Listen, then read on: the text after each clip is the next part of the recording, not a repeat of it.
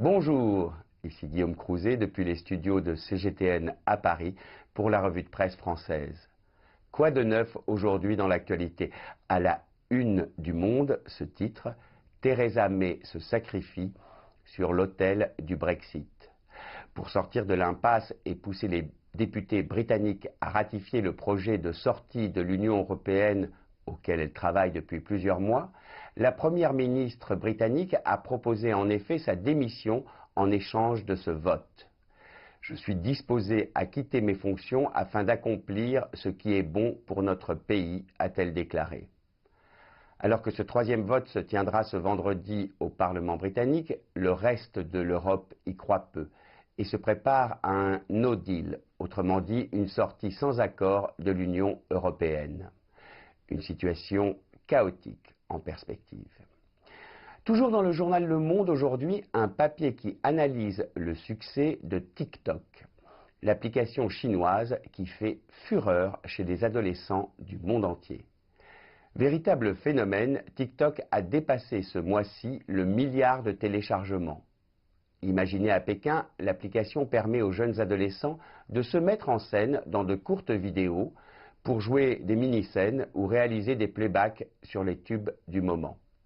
En France, 38% des 11-14 ans déclarent déjà avoir ouvert un compte sur cette application. Libération consacre pour sa part sa couverture à l'expo événement qui vient d'ouvrir ses portes à Paris. Il y a un peu plus de 50 ans, la capitale avait déjà accueilli une exposition sur la star des pharaons égyptiens, Toutankhamon. Cette exposition en 67 avait reçu plus de 1,2 million de visiteurs. Cette fois-ci, ce sont 150 objets, issus de la tombe du souverain égyptien, qui sont présentés au public. Le magazine Paris Match n'a lui non plus pas manqué de consacrer de nombreuses pages au retour dans la ville lumière du plus solaire des pharaons. Un véritable trésor archéologique qui retrace l'apogée de l'art décoratif funéraire égyptien pour un roi qui monta sur le trône alors qu'il n'était encore qu'un enfant et mourut alors qu'il n'avait pas seulement 20 ans. Vous cherchez un livre sur les trésors égyptiens? Vous le trouverez peut-être en Chine. Le Figaro Magazine nous propose en effet de découvrir cette semaine la dernière succursale de Chongshug, une chaîne de librairies chinoise. Celle-ci vient d'ouvrir à Chongqing. Mais la modernité de l'architecture intérieure est une des habitudes dans cette chaîne de librairies fameuse pour leur design innovant et qui sont déjà présentes dans des villes comme Shanghai, Hangzhou ou Chengdu. Pour terminer cette revue de presse, si nous allions au bureau pour faire la sieste. C'est en effet la proposition que nous fait le Parisien Week-end.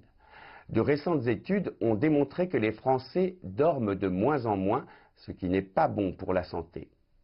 Certaines entreprises, comme Renault dans la région parisienne, conscients que dormir dans la journée 10 à 20 minutes augmenterait la productivité des travailleurs d'un tiers, ont installé depuis plus de 3 ans des calm rooms pour se relaxer dans la journée. Vous êtes gêné à l'idée de faire la sieste? Prenez exemple sur les grands hommes. Même en période de guerre, Winston Churchill l'a pratiqué. Salvador Dali, pour sa part, pouvait s'assoupir n'importe où. Quant à notre ancien président de la République, Jacques Chirac, il a même rédigé la préface d'un livre intitulé « Éloge de la sieste ». Autant d'exemples à suivre donc les yeux fermés. C'était Guillaume Crouzet, depuis les studios de CGTN à Paris, pour la revue de presse française.